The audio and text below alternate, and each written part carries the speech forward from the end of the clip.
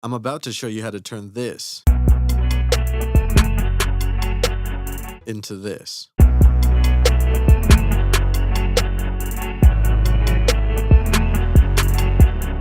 Welcome to another episode of Learn to Mix. Today we'll be discussing how to mix your kick and 808 together to make sure they both sound great individually and together. I have a loop loaded here that currently has no processing on it, track titled Over Influenced.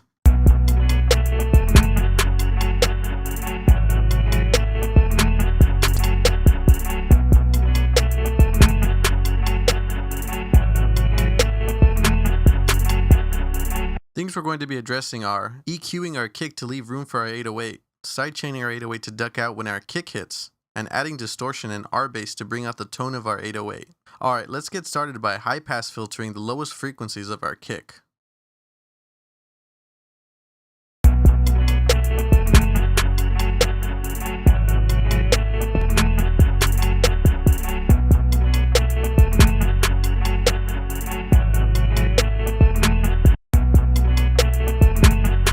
Now let's increase what's left of the lower frequencies from around 35 to 75 Hz. I usually only increase around 2 to 4 dB, but increase however much you feel it needs. Just don't overdo it.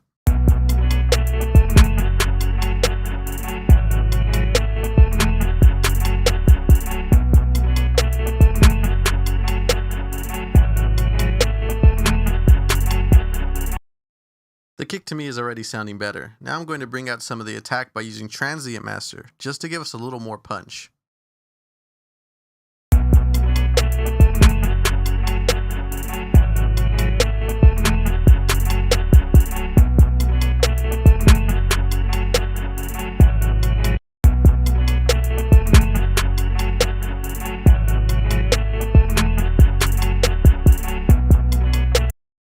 Increasing the attack also increased the overall volume, as it's forcing more energy into the initial transient of the kick. To compensate for the extra volume, just bring down the gain knob.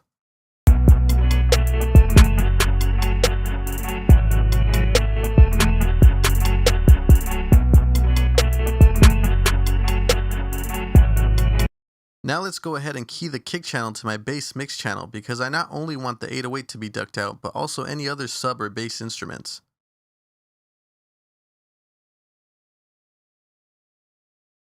I'll be using the C6 sidechain compression to achieve the ducking I so greatly desire. To let the plugin know which channel to listen to for the key, click the wrapping settings on the top left of the plugin. Click Processing, enable Stereo Aux In, and then select the kick channel.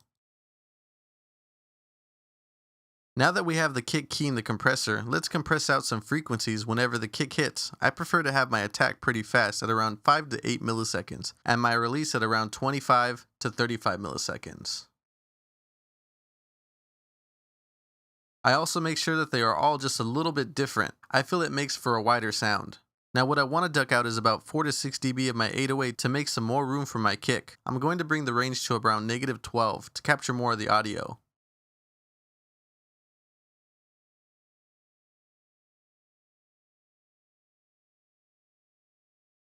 Then bring down each threshold fader until I like how it sounds.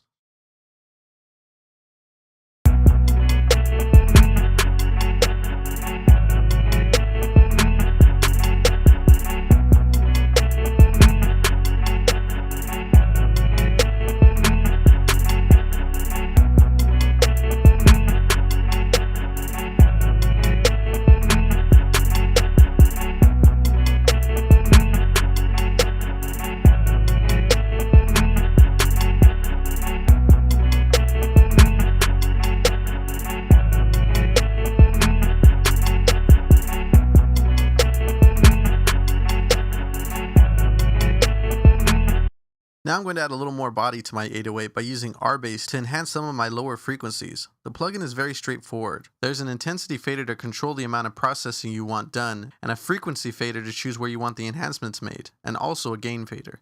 I'm going to quickly go ahead and mess around with the faders until I find the sound I'm looking for.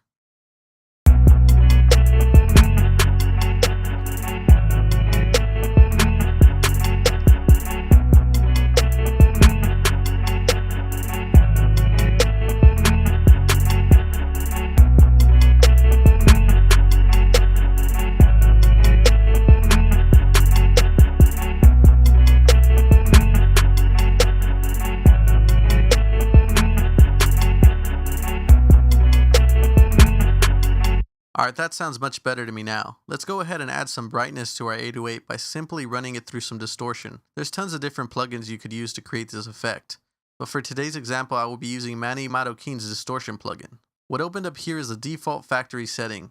All I'm going to be doing here is messing with the drive knob and the bass knob.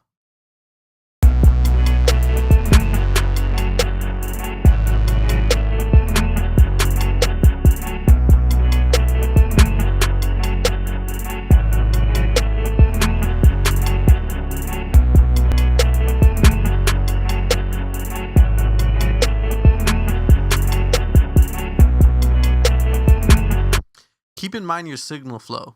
As you can see, I have my R bass before my distortion, and then my compressor is at the end. But overall, that's about it. Hopefully you found this information valuable, and if you're looking for free sounds, make sure to stop by ExpertKits.com and make sure to download your free copy of ExpertKits All Kit Sampler. Please like, share, and subscribe. Thank you, and happy creating.